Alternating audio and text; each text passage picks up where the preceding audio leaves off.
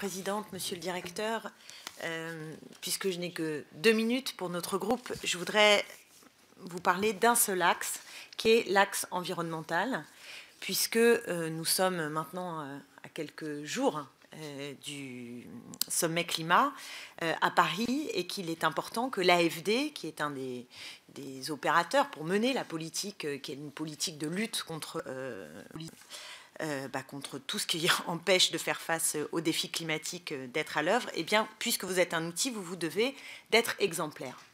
Or, en la matière, vous en avez dit 2 mots en introduction, il y a vraiment de quoi s'inquiéter. Donc, je voudrais vous interroger précisément sur 2 points et plus globalement avoir quelques précisions sur les efforts qui vont être faits par votre agence en la matière. Premier point, le projet financé par l'AFD concernant le Congo, c'est-à-dire cette forêt tropicale. Vous savez que cette forêt tropicale est l'une des plus importantes à travers le monde, qu'il y a 30 milliards de tonnes de carbone qui sont là. Or, vous faites partie de ceux qui accompagnent un projet qui est un projet de concession qui peut conduire à une grande déforestation. Et cette déforestation, le climat, c'est tout simplement une absolue catastrophe, puisque ces milliards de tonnes dont je vous parlais, ça équivaut par exemple à 20 ans d'émissions de gaz à effet de serre aux États-Unis. Donc, est-ce que vous allez vous désengager de ce projet ou est-ce qu'il faut considérer désormais qu'on a des principes énoncés par le président de la République avec beaucoup de verbes, des principes qui sont vertueux, mais dès lors qu'on passe à la pratique, on s'assoit littéralement sur les principes défendus. Donc, premier point, cette forêt au Congo qui nous inquiète profondément. Deuxième projet, en Chine. Vous en avez parlé tout à l'heure. La question de cette construction d'un système de cogénération. Vous nous dites que l'AFD ne finance pas de centrales à charbon. D'accord. Mais si vous faites un prêt à la Chine pour un système de cogénération qui ne peut pas exister sans la centrale à charbon, qui, elle, est donc nuisible du point de vue environnemental. Excusez-moi, mais il y a quelque chose que je ne comprends pas. Donc, est-ce que vous allez jusqu'au bout de ce projet, ou est-ce qu'à l'occasion de votre prochaine instance de direction, votre prochain conseil d'administration, vous allez renoncer à ce projet? Je crois qu'il était à l'ordre du jour d'une précédente réunion et ce projet a été décalé. Donc, dans les liens avec la Chine, il est évidemment important que nous soyons au clair sur les objectifs que l'AFD va porter. Je terminerai juste sur un point, parce que je vous interroge sur 2 projets. Le problème, c'est que Oxfam, je termine juste là-dessus, vous a épinglé parce que vous ne publiez pas la liste des projets que vous soutenez, ni les études d'impact sur les financements que vous accordez. Donc, un petit point sur la transparence nous ferait du bien pour mieux comprendre ce que vous fabriquez et dans quelle mesure cela correspond aux objectifs affichés par le président de la République, mais démentis dans ses politiques concrètes. C'est évidemment, dans les 2 cas, nous n'avons pas financé la centrale à charbon. Donc, la centrale à charbon préexistait. C'est-à-dire c'est une centrale qui existe, qui pollue et qui dégrade notre environnement. Elle existait ou elle était en construction.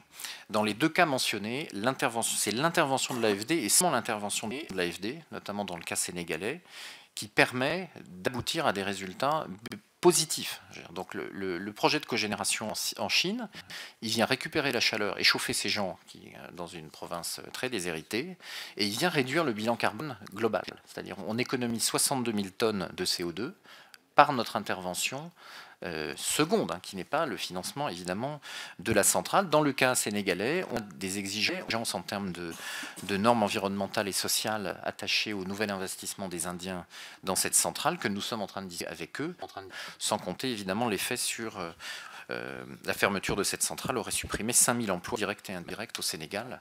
Il faut absolument ne pas lâcher nos partenaires sénégalais dans ce combat. Et dans le mix énergétique d'ici à 2050, l'accord de Paris ne dit pas 0 fossile. L'accord de Paris, évidemment qu'il va y avoir du charbon, qu'il va y avoir du gaz dans les trajectoires de développement des pays en développement. Et pourrions-nous leur reprocher aux Sénégalais de faire ce que nous avons fait. Le sujet, c'est comment on assure une transition. C'est comment tous les projets ne sortent pas de terre et comment on arrive globalement, et pays par pays, à une trajectoire de transition qui respecte l'accord de Paris, les 1,5 à 2 degrés de croissance.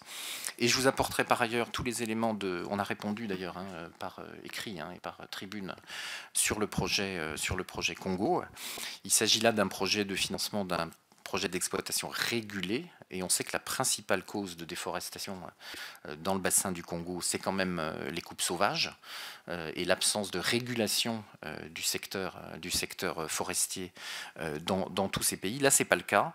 Évidemment qu'il faut contrôler toute cette exploitation. Je vous amènerai tous les éléments, mais qu'on a déjà donnés sur ce projet, sur lequel je crois que nous sommes défendables. Et nous rendrons des comptes, évidemment, sur chacun des projets. En termes de transparence, tous nos projets sont connus. On a un site qui s'appelle Open Data, qui recense tous nos projets. Il est accessible, évidemment, directement. Et nous avons adhéré à une initiative qui s'appelle l'IATI. On peut faire mieux, on fera mieux en termes de transparence. Nous y sommes engagés, on est en débat en conseil d'administration. Vérifiez d'ores et déjà les informations qui y sont et dites-nous comment. Oui, je vous remercie, monsieur le directeur, pour vos précisions. Juste 2 remarques. La première sur la forêt tropicale au Congo. Vous faire tout simplement remarquer qu'avec une concession, on n'est pas dans une logique de bien commun. On est dans une logique qui ne nous permet pas la maîtrise durablement. Donc je crois que le moment est maintenant venu d'imaginer des biens communs de l'humanité, et les forêts devraient être protégées de la sorte. Et ce n'est pas de votre ressort directement, mais c'est vrai que si la France pouvait porter cette parole sur forêt, ce serait vraiment une nouvelle planétaire pour le climat et pour l'environnement tout à fait décisive. Deuxième remarque sur la question des centrales à charbon. Vous faire remarquer, vous dites, mais au fond, on ne peut pas leur reprocher de le faire, on l'a fait. Mais ça, c'est une argumentation qui ne peut pas tenir face à l'urgence climatique. Parce que si ce qu'on a à proposer aux pays dits en voie de développement, aux pays du Sud, enfin, de leur dire, bah, finalement, vous avez le droit de faire comme nous, on s'est développé. On court à la catastrophe planétaire totale. Donc notre enjeu précisément, c'est que l'intervention de la France, puisqu'il est question de cela, permette d'accompagner des procédures de développement qui soient soutenables sur le plan environnemental et sur le plan écologique. Et donc en la matière, je trouve que si on pouvait avoir recours à des projets qui permettent d'installer du chauffage urbain basé sur de l'énergie renouvelable, ce serait quand même extrêmement plus... Mais non, puisque là, en l'occurrence, non. Le cogénérateur, non mais c'est là où vraiment on ne se comprend pas. Le cogénérateur dont il est question, il ne fonctionne pas sans la centrale à charbon.